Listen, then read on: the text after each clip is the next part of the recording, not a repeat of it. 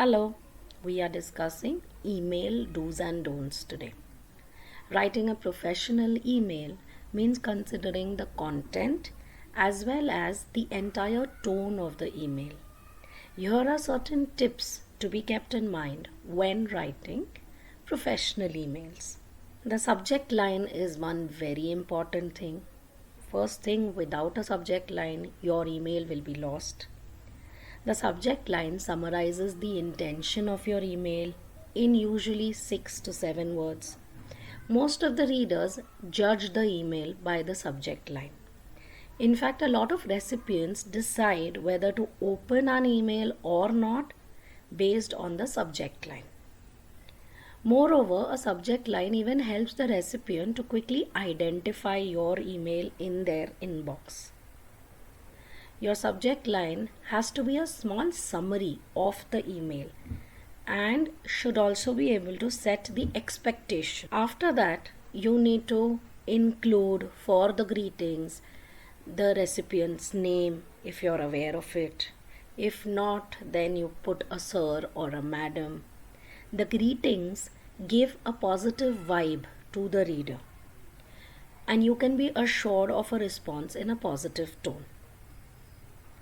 Now, every email needs to have an introduction, a body, and a conclusion. Introduce the topic, state the background of the email, and why you are emailing the person.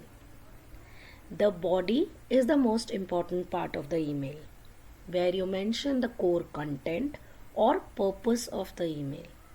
Ensure that you write the core email content in clear, short sentences. This section holds the key information that requires the recipient's focus. Write a detailed yet precise message that describes your intention. Very long emails might be skipped and you might not get the much needed response from the other person. Hence, be mindful of the length of the email. Including a closing line. Every email is essentially a task list for someone. It either expects a response with some details or an action from the person who is receiving the email. The closing line is usually where you place a call to action or inform the reader of the next steps. You end the email with your signature. Now, this has to be a professional signature at the end of the mail. The signature helps you establish your authenticity, your role, your brand, along with your information. Ensure that you begin your signature with sincerely or best regards. Remember to proofread your email like we always used to check our paper and then submit it to the examiner. Double check the tone of voice of your email. An email that is free of spelling and grammatical errors is easier for others to read and understand. Apart from spelling and grammar, it is important that your email is comprehensible. Some other things to keep in mind are: recheck the email before hitting the send button. See who you have included in the to field, the person who is directly involved in the action, who you've added in the CC field, who needs to be in the loop, who do you think should be added in the BCC field. So maybe that person just needs to know that the thread has started. So these are the things that you need to remember during emails. A few don'ts are: you obviously do not capitalize everything we write.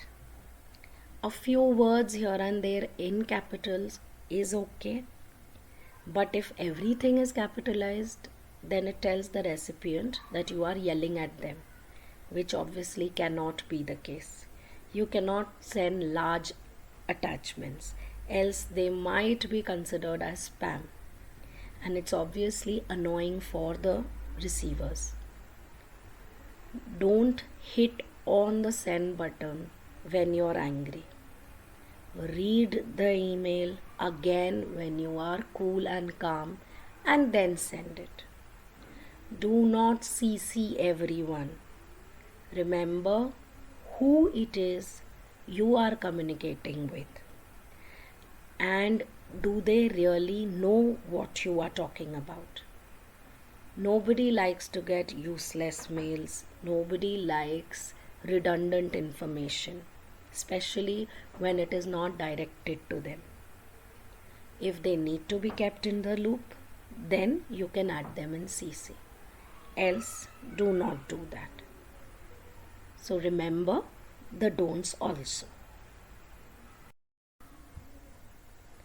Written communication is a permanent record, so keep all these tips in mind so that you never have regrets after hitting that send button.